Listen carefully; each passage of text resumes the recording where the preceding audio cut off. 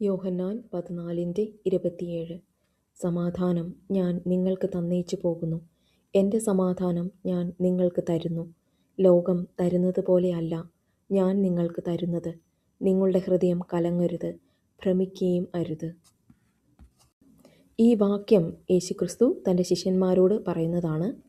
കർത്താവ് തൻ്റെ ക്രൂശ് മരണത്തിന് മുൻപുള്ള രാത്രിയിൽ അന്ത്യ അത്താഴവേളയിൽ ശിഷ്യന്മാരോട് സംസാരിക്കുമ്പോൾ പറയുന്ന വാക്യമാണിത്.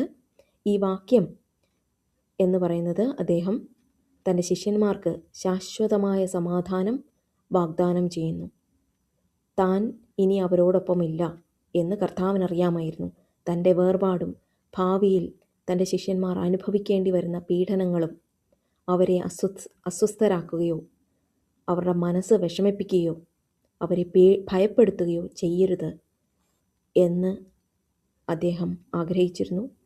അതിനാണ് അദ്ദേഹം തൻ്റെ സമാധാനം അവർക്ക് കൊടുത്തത്.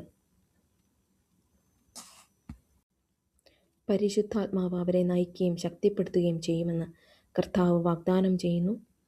യേശുക്രിസ്തുവിൻ്റെ സമാധാനം നമ്മളോടൊപ്പമുണ്ട്. നാം ഒന്നിനെക്കുറിച്ചും വിഷമിക്കേണ്ടതില്ല. നമ്മുടെ മനസ്സ് ഒരിക്കലും ആങ്സൈറ്റിയോ ഡിപ്രഷനോ കൊണ്ട് അസ്വസ്ഥമാകേണ്ട കാര്യമില്ല. കർത്താവിൻ്റെ പരിശുദ്ധാത്മാവ് നമ്മളോടൊപ്പമുണ്ട്.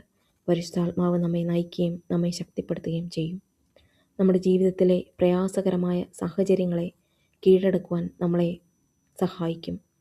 പരിശുദ്ധാത്മാവിൻ്റെ സഹായത്തോടെ നമുക്ക് ഈ ലോകത്ത് സമാധാനത്തോടെ ജീവിക്കാം. ദൈവം നമ്മളെ എല്ലാവരെയും സമൃദ്ധമായി അനുഗ്രഹിക്കട്ടെ.